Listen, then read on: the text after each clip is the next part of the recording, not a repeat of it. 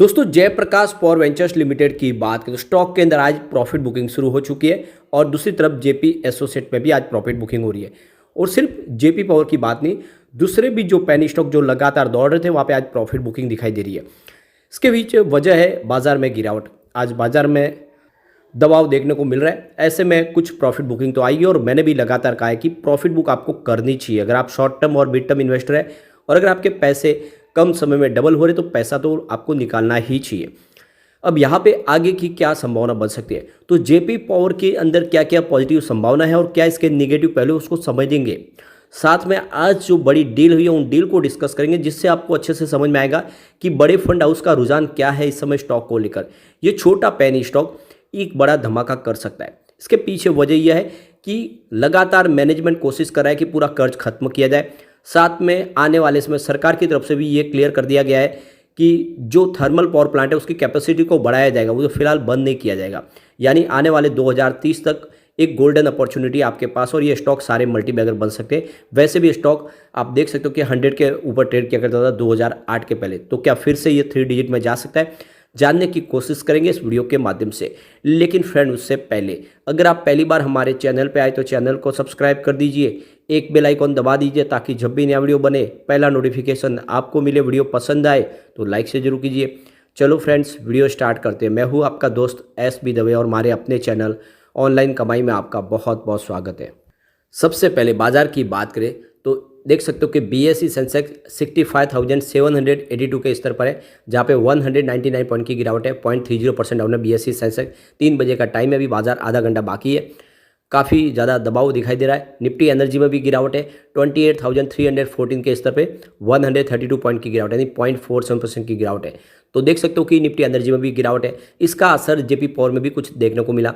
Stock की शुरुआत 14.85 पर हुई, शुरुआत पॉजिटिव हुई क्योंकि कल की क्लोजिंग 14.80 के आसपास थी।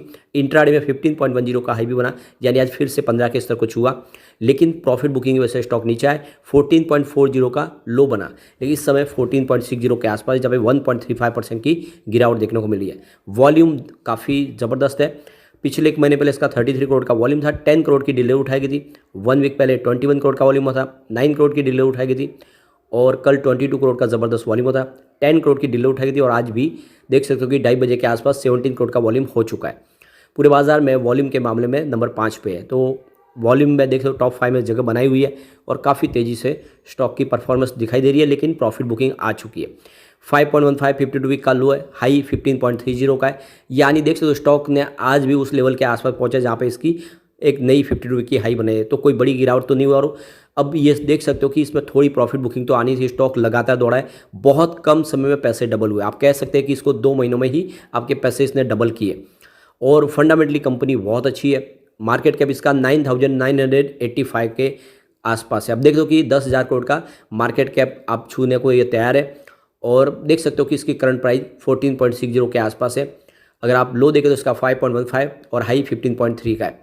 इसका स्टॉक का P 125 का है। बुक वैल्यू इसकी 15.60 के, फिलहाल अपनी बुक वैल्यू से आपको अभी नीचे ही मिल रहा है। ROC 5.16% है, ROE 0.57% है, फेस वैल्यू 10 है। तो ये बहुत अच्छी बात है इसके लिए। वैसे इंट्राडे में इसने 10,000 करोड़ के आज मार्केट कैप को छू लिया और एक नया इतिहास रचा। अब यहाँ पे इसके पॉजिटिव पहलू को एक बार देख लेते और निगेटिव पहलू को भी चेक कर लेते। तो पहला पॉइंट आपको पॉजिटिव दिखाई देगा वो है एनुअल रिवेन्यू, जिसमें 21.86% की वृद्धि देखने को मिली है। लास्ट ईयर 5,922 करोड़ के आसपास था। लेकिन सेकंड पॉइंट निगेटिव और वो है क्वार्टरली रिवेन्यू, जिसमें 2.57% की गिरावट हुई है, जो ईयर ऑन बेसिस पे 1,359 करोड़ के आसपास रहा। तीसरा पॉइंट फिर से निगेटिव और वो है एनुअल नेट प्रॉफिट, जिसमें 48.44% की गिरावट हुई है, जो लास्ट ईयर 55.42 करोड़ के आसपास रहा है। एक पॉइंट और निगेटिव और वो है क्वार्टरली नेट प्रॉफिट, जिसमें 8.96% की गिरावट देखने को मिली है, जो 68.66 करोड़ के आसपास रहा है। एक पॉइंट पॉजिटिव बना और वो है स्टॉक की प्राइस, जिसमें 99.32% की अच्छी खासी वृद्धि देखने को मिली है, जो देख सकते हो कि सेक्टर के मुकाबले काफ़ी अच्छा प्रदर्शन है। ये पॉजिटिव पॉइंट है। एक पॉइंट फिर से निगेटिव और वो है प्राइस टू अर्निंग रेशियो -6,120 के आसपास है और ये बहुत बड़ी इसके लिए नेगेटिव संभावना है। एक पॉइंट आपको यहाँ पे पॉजिटिव दिखाई देगा और वो है डेट टू इक्विटी रेशियो इसका, जो 0.46 है, लेस देन 1 है। और एक तरह से देखो तो ये हेल्दी मूवमेंट है, इसका एक पॉजिटिव पॉइंट बन रहा है बिल्कुल।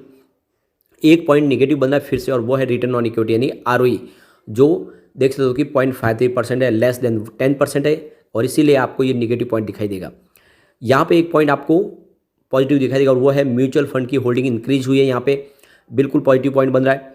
एक पॉइंट यहाँ पे फिर से आपको निगेटिव दिखाई देगा और वो है न्यूट्रल पॉइंट है, प्रमोटर की होल्डिंग अनचेंज है।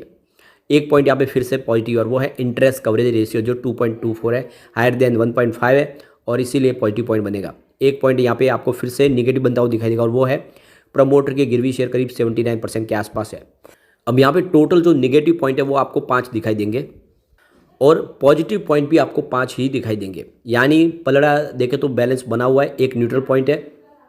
तो कुल मिला के देख सकते हो कि एक लॉन्ग टर्म इन्वेस्टर के लिए अच्छा मौका है इस स्टॉक में दाव लगाने का, क्योंकि जिस तरह से इलेक्ट्रिसिटी कंजम्पशन बढ़ रहा है उसको पूरा करने में जो सबसे बड़ा योगदान होगा वो थर्मल पावर प्लांट का ही होगा। और इनका तो खुद का एक विष्णुप्रयाग में बहुत बड़ा हाइड्रो इलेक्ट्रिक पावर प्लांट भी है, यानी कंपनी क्लीन एनर्जी भी बनाती है और साथ में ग्रीन एनर्जी सेक्टर में भी कंपनी आने वाले इसमें कुछ इन्वेस्टमेंट के बारे में सोच रही है।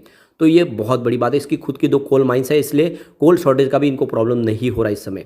चलते हैं कुछ बड़ी डील की तरफ। तो सुबह 9:23 पर 14.75 की प्राइस से 12,79,000 शेयरों की एक बड़ी बिकवाली हुई। उसके बाद 10:43 पर 14.90 की प्राइस से 11,33,000 शेयरों की एक बड़ी खरीदारी हुई।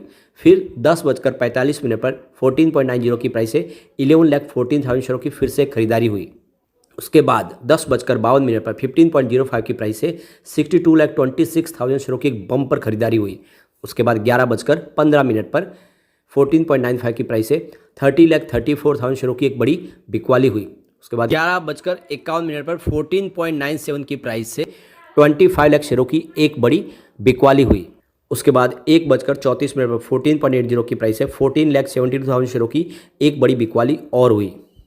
उसके बाद 2:03 पर 14.75 की प्राइस से 11,23,000 शेयरों की खरीदारी हुई। तो ये तो आप क्लियरली समझ सकते हो कि लगातार बहुत सारी बिकवाली के बाद यहाँ पे खरीदारी भी हो रही है, यानी अभी रुझान पॉजिटिव बना हुआ है और ऐसे में long term investor JP power में अच्छा पैसा कमा सकते हैं।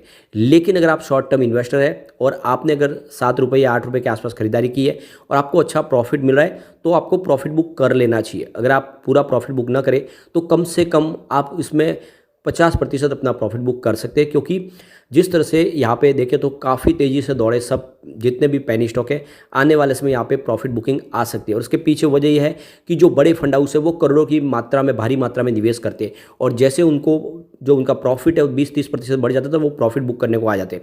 ऐसे में उनकी प्रॉफिट बुकिंग की वजह से स्टॉक थोड़ा नीचे आ सकता है। तो ऐसे में आपको भी मौके का फायदा उठा के प्रॉफिट बुक कर लेना चाहिए। लेकिन जो लॉन्ग टर्म इन्वेस्टर है उनको बने रहना है, यह स्टॉक आने वाले समय एक अच्छा रिटर्न दे सकता है। हो सकता है कि ये फिर से 3 डिजिट में भी जाए, तो एक लॉन्ग टर्म का लेकिन निवेश को बनाए रखे। लेकिन फ्रेंड, कोई भी इन्वेस्टमेंट करने से पहले अपने फाइनेंशियल एडवाइजर के बारे में ले ले या अपना खुद का रिसर्च करें, क्योंकि मैंने वीडियो आपके एजुकेशनल पर्पज़ के लिए ही बनाया। वीडियो पसंद आए तो लाइक से जो कीजिए और चैनल को सब्सक्राइब कर दीजिए। Thank you friend.